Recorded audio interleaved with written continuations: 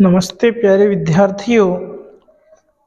आज का अपना जो टॉपिक है वो क्रिस्टल स्ट्रक्चर में जो हम सामान्य संख्या परमाणु की संख्या निकालते हैं, जालक नियतांक जो उनकी डिस्टेंस निकालते हैं, उनके बारे में जो अपना स्ट्रक्चर है जो हमने पढ़ा है कि तीन प्रकार की जो सरल घनीय होगी, अंतः केंद्रित घनीय होगी, फेस सेंटर्ड होगी और आधार सेंटर्ड होगी।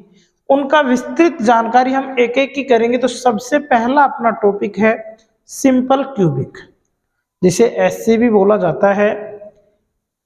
इसमें अपने को सबसे पहले स्ट्रक्चर बनानी है।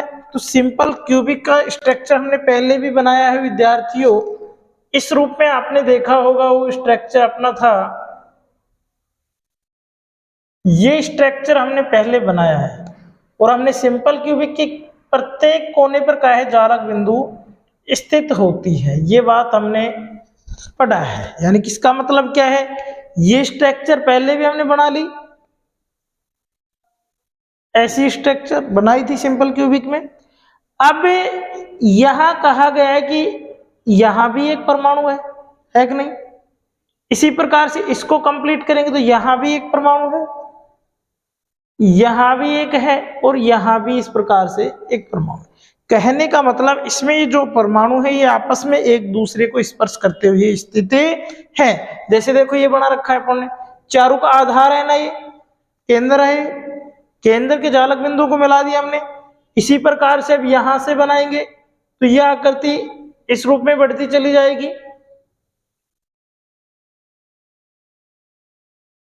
फिर क्या करेंगे, इनको भी आपस में कनेक्टेड कर देंगे, फिर एक आकृति और निर्मित हो गई।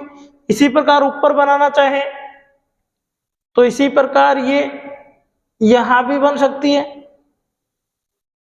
अब इनके भी केंद्र को कनेक्टेड कर देंगे तो फिर से एक आकृति बन गई।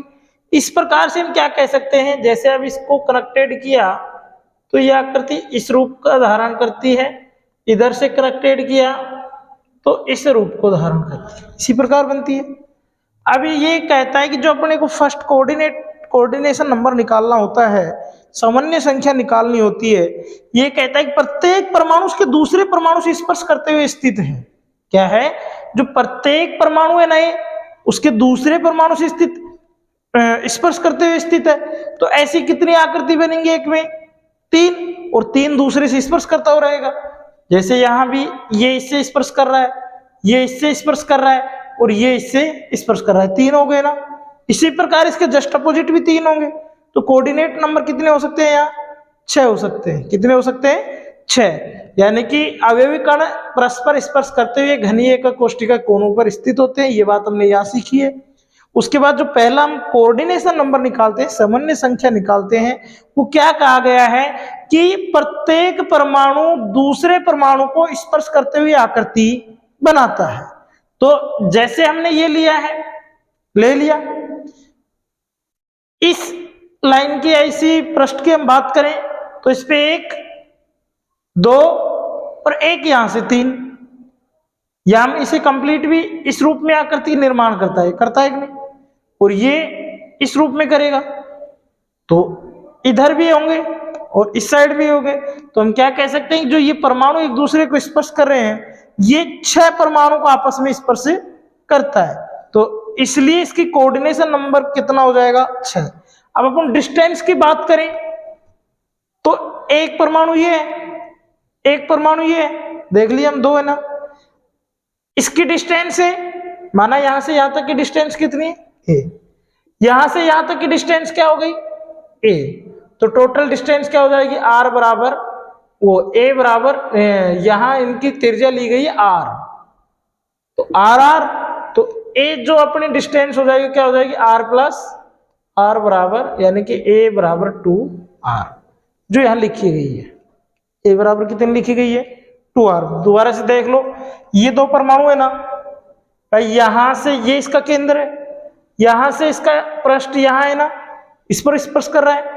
यहां से यहां तक की त्रिज्या कितनी है, आर ली गई है। आर ये कह सकते कि द्रव्यमान का कोई कण आर त्रिज्या की वर्तीय कक्षाओं में चक्कर लगाता है, खूब पढ़ा है हमने। इसी प्रकार ये भी एक परमाणु है ना, इसका केंद्र ये, इसकी रेडियस कितनी है, आर। तो टोटल डिस्टेंस करेंगे तो आर प्लस आर, यानी कि यहाँ से यहाँ तक की टोटल डिस्टेंस कितनी हो जाएगी, r प्लस r 2r हो जाएगी। इसी प्रकार यहाँ से यहाँ तक की 2r, यहाँ से यहाँ तक की 2r और यहाँ से यहाँ तक की 2r। तो दूसरा जो हम जालक नियतांक की बात करते हैं, a बराबर कितना प्राप्त हो जाएगा, 2r प्राप्त हो जाएगा। दो बातें पढ़ी हमने, पहला कोऑर्डिनेशन नंबर, कोऑर्डिनेशन नंबर में आप लिख सकते हैं कि इसमें जो परमाणु होते हैं वो एक दूसरे को स्पर्श करते हुए स्थित होते हैं, तो इस संरचना के लिए सामान्य संख्या 6 होती है। उसी प्रकार दूसरा जालक नियतांक की बात करते हैं, तो यहाँ परस्पर दो परमाणु एक दूसरे से जुड़े हुए हैं, एक परमाणु की रेडियस r है, दूसरे की भी r है, तो टोटल जो इसका जालक नियतांक का मान होगा वो कितना हो जाएगा, a बराबर 2r हो जाएगा कि नहीं, और r बराबर a/2, r बराबर क्या प्राप्त होगा, a/2 प्राप्त हो जाएगा। तो कल हम इसके आगे की चर्चा करेंगे, कंप्लीट इसका दक्षता वगैरह निकालेंगे, तब इसी प्रकार से बॉडी सेंटर्ड का होगा, इसी प्रकार से फिर फेस सेंटर्ड का होगा।